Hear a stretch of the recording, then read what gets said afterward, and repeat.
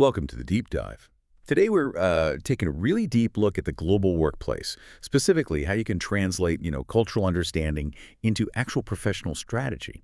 We've pulled together quite a stack of material here, a mix of, sharp behavioral frameworks, specific etiquette guides, and some really insightful personal stories. Yeah, looking through our sources, we've got observations from people like David, Aileen, Hendrik. It really proves that culture isn't just a list of do's and don'ts. It feels more like the core operating system, often invisible but critical for making global cooperation actually work. That's absolutely spot on. And our mission for you today really is to get past just surface level awareness. We want to extract those foundational insights, how different backgrounds, national, regional, even down to the organizational level shape success. And maybe most importantly, give you some frameworks to navigate all these differences without just getting overwhelmed by information. Okay, so let's start with a really core concept. It grounds the whole discussion, really. It comes from Mind work. It's this thing called the cultural dynamic paradigm. And it basically argues that culture plays a more critical role than our DNA in shaping how we behave. Wow. Yeah, it's a powerful statement, right? It suggests our environment, our learned norms, they actually have a bigger influence on our professional reactions than, our basic biology. And what's really fascinating is seeing how that paradigm just pops up everywhere. Once you start looking for it, you see culture operating constantly, even like outside of typical global business settings. Right. So, for instance, David shared this little insight about his own marriage. He contrasted his really methodical way of doing things with his wife's preference for, well, more variety. That's personal culture, deeply ingrained, operating right there at home. So if culture shapes something that personal, like chores or how you plan a weekend, imagine the power it has when you scale it up to, say, a multinational company. Exactly. And Hendrik made a really sharp point about organizational culture. He noticed that different departments within the same company can end up speaking different cultural languages. Ah, okay. So like engineering versus sales. Precisely.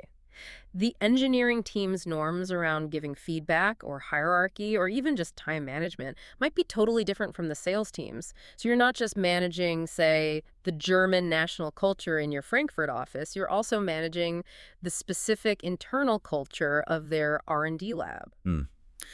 And Aline's experience teaching English in Belgium, that really hits home the need to push past simple stereotypes, doesn't it? It really does. She found out pretty quickly that while, some general ideas exist, like the German punctuality thing, you often have to challenge them or at least add nuance immediately. And maybe more importantly, she had to really see and validate the unique cultural viewpoints of her immigrant students. It just shows culture is always layered, never just one thing. Which brings us right to the big challenge then.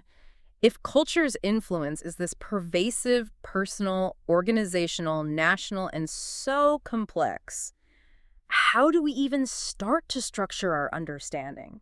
You can't possibly memorize every single cultural cue for every situation. No, you'd go mad. This is where the frameworks become so useful, I think. Absolutely essential. And the first one we should probably talk about is the SCARF model. It's based in neuroscience, developed by David Rock. It breaks down social experience into 5 domains: status, certainty, autonomy, relatedness, and fairness. SCARF. Right. And the model helps us figure out when a social situation might feel like a threat to the brain, almost like a physical threat. Right, the fight or flight response kicking in socially. Yeah. So looking at our sources, which of those SCARF domains seem to get triggered most often during, say, rapid cross-cultural team changes? Well, status, certainty, and fairness often come up as the big 3, especially during organizational shifts. Think about status. Imagine a culture that values really direct, critical feedback. That style could unintentionally threaten the status of a colleague from a culture where saving face and indirect communication are key. They might hear that directness as a put-down or disrespect. Boom, threat response. I can see that. And certainty. That sounds like it would be huge during mergers or global team shakeups. Oh, absolutely. Organizational change, by its very nature, threatens certainty. People don't know what's coming.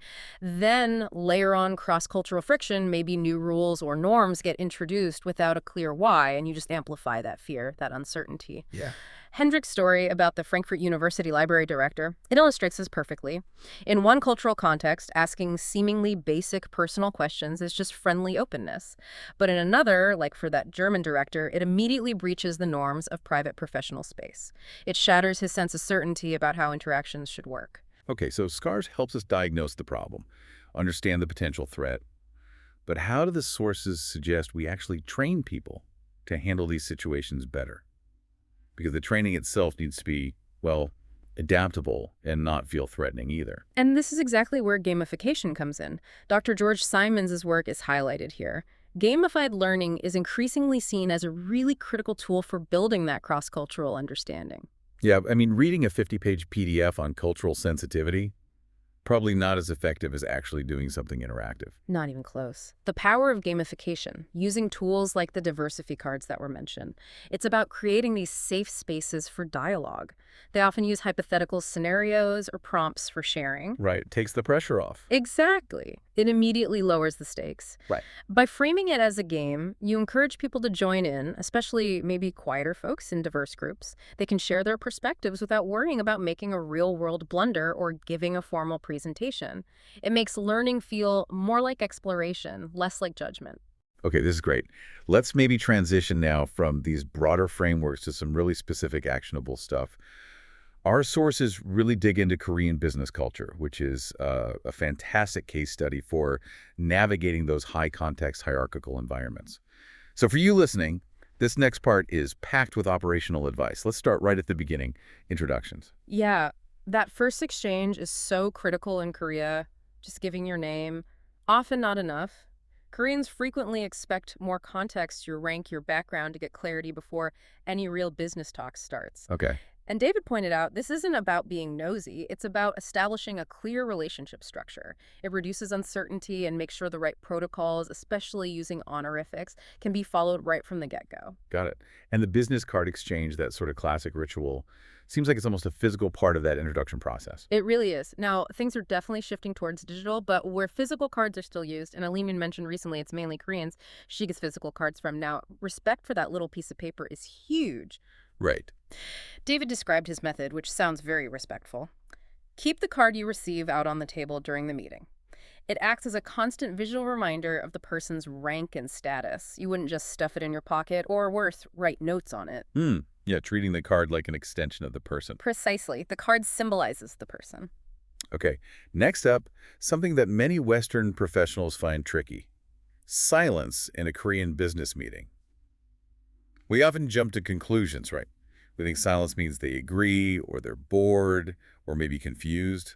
Yeah, that's a common misstep. What we learn from the sources is that in a Korean meeting context, silence often signals concentration, attentiveness. It means the person is listening really carefully and probably formulating a response that is both cautious and appropriately polite. Okay, so jumping in too fast could be seen as disrespectful. It absolutely could. Interrupting or speaking too quickly might signal a lack of respect for the speaker or the topic. But, and this is important, it's not a monolithic rule. The sources stress that company culture makes a huge difference. Companies like Samsung, for example, are apparently known for encouraging much more interactive, faster-paced discussions, kind of moving away from some older norms. Interesting. Organizational culture again. And what about nonverbal cues? Gestures and things. Must be easy to misread those too. Very easy. Colleen and Hendrik touched on this. Something as simple as, say, a head cold. It might just mean someone needs a brief mental pause, maybe they're translating in their head or carefully crafting that polite response we mentioned. It just hammers home the point. You absolutely need to work with local experts or colleagues to interpret these things accurately. You can't just rely on universal assumptions about gestures. A quick nod, for instance, might just mean, I hear the sound you're making, not, I agree with your point. Right. Huge potential for misinterpretation. Way too high otherwise. Okay, this level of detail, it brings us to what might be the trickiest challenge. Yeah. How do we address colleagues respectfully when you've got overlapping dynamics of age, gender, and rank? Yeah, that's a real friction point in many hierarchical Asian cultures. The example that came up was addressing a younger woman who holds a higher rank. Traditional cultural expectations around age and gender can clash directly with her professional position. So what's the advice? Well, David suggested the safest route is usually to err on the side of formality.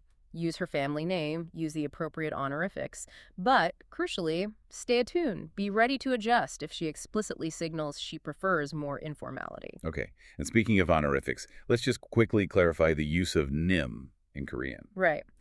Colleen explained that nim is a pretty standard, respectful title. It's used broadly in Korean workplaces after a person's name or title.